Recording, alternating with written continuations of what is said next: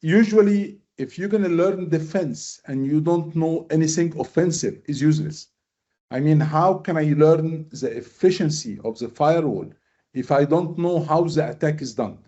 So it should go in the same sequence. First, you need to learn the attack.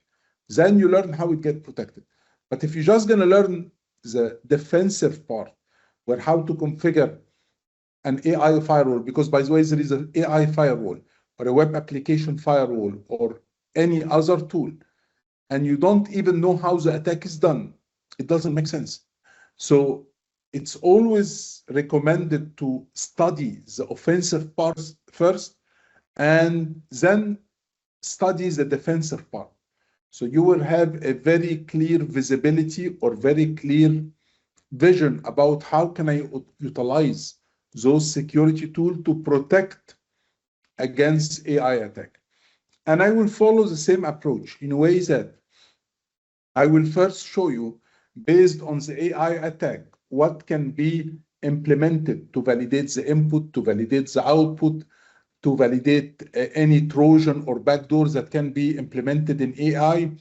So we will check first how to use or how to protect AI. Then we will move to how to use AI to protect the traditional infrastructure. So can I use the AI, for example, to monitor and protect my company? Can I use AI to identify risk as per incident or vulnerability? So each section will be delivered in two different ways.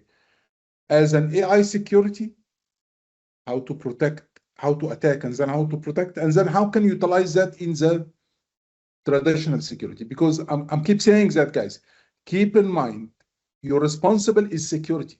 In a way that if you protect AI and your company get compromised by your mobile application or web app, you failed.